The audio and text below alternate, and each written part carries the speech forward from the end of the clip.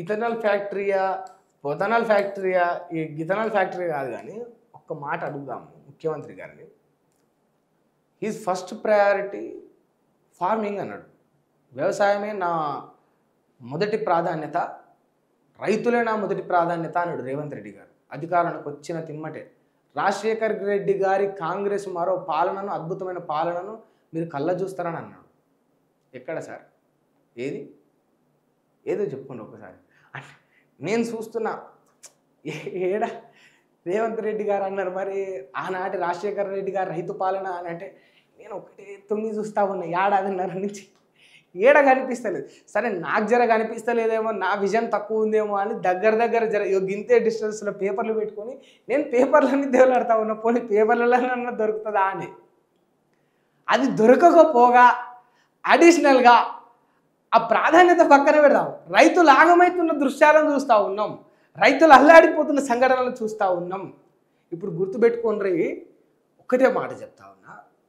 ఇక్కడ రైతాంగం, రైతులు, వ్యవసాయం, ఈ పంట పొలాలు ఇదంతా ఉన్నది ఈ సెక్టార్లో కంపెనీలు, పెట్టుబడులు, ఇంకేదైనా సంబంధిత అందులో తయారయ్యే వస్తువుల, మెడిసిన్స్ ఏదో ఇవి ఆ ఎంప్లాయీస్, ఆ యొక్క పెట్టుబడిదారులు, యజమానులు ఇక్కడ ఉన్నారు. ఇప్పుడు వీడు బతకాలన్నా, వీడు కంపెనీ రన్ చేయాలన్నా, పొద్దున వీడికి ఇక్కడ ఒక 50,000 ఉద్యోగాలు ఇస్తారు అని చెప్తే ఈ కంపెనీ పెట్టుబడి పెడితే ఈ 50,000 ఉద్యోగస్తులు ఈ కంపెనీలో చేరాలన్నా, వాళ్ళు డైలీ పని చేయాలన్నా ఇక్కడ ఈ రైతు పండించే పంట నుంచి వచ్చే బుక్కెడు బువ్వ తినే వీళ్ళు పనికి పోవాలి కదా.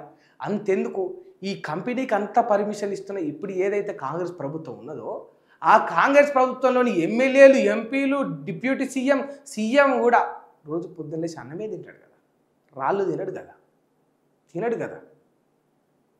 రాళ్ళు తినడు కదా. ఆ అన్నం వేడికెళ్ళి వస్తూ ఉంది, ఆహారం వేడికెళ్ళి వస్తూ ఉంది. ఈ రైతు పడే కష్టం నుంచే కదా, ఈ రైతు పడే బాధ నుంచి కదా. మీకు ఇంకొక మాట అనిపిస్తుండొచ్చు, వ్యాలిడ్గానే మాట్లాడదాం. మొత్తం రాష్ట్రం మొత్తానికి సప్లై చేసేది కేవలం ఈ దిలావర్పూరో లేకపోతే లగచర్ల రైతులు వీళ్ళేనా?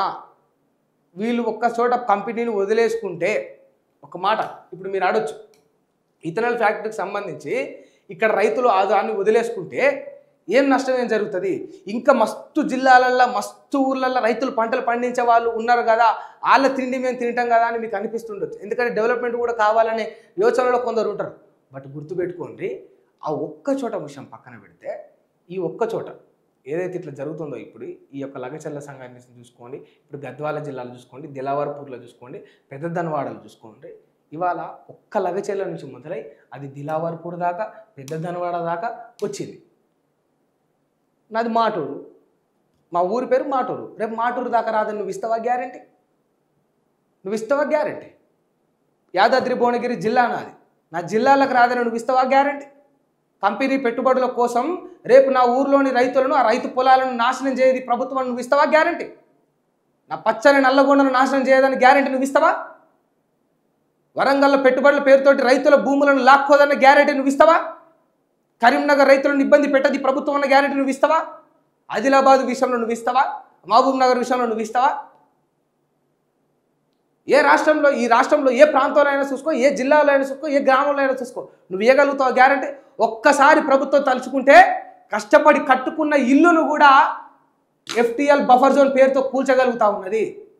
మనం పండించే పంటలు ఒక లెక్కన ఈ దుర్మార్గులకు ఒక లెక్కన మీరు చెప్పుండ్రి. ఇటువంటి పరిస్థితి వాళ్ళు తీసుకొచ్చిండ్రు. లగచర్ల మాది కాదు, దిలావర్పూర్ మాది కాదు, పెద్దదన్వాడ మాది కాదు, అక్కడెక్కడో పోయిండ్రు, అక్కడెక్కడో కూలుస్తున్నారు, అక్కడెక్కడో వాళ్ళ భూములు లాక్కుంటా ఉన్నారు. ఒక కంపెనీ గురించి వెళ్ళి డెవలప్మెంట్ అయితే మంచిదే, పోతే పోనితే ఒక 4 ఎకరాలు, ఒక 4 ఊర్లు పోతే పోనితే నువ్వు అనుకుంటే అదే కంపెనీ, అదే ఫ్యాక్టరీ రేపు నీ ఊరికి, నీ ఇంటికి కూడా వస్తుంది. ఇంకా గట్టిగా మాట్లాడితే నీ ఇల్లును కూల్చి నీ ఇల్లు మీద కూడా కడతా అంటారు ఫ్యాక్టరీ. అప్పుడేం చేస్తావు? ఈ సందర్భం వచ్చిన దానికి ఇంకో విషయం కూడా చెప్తా.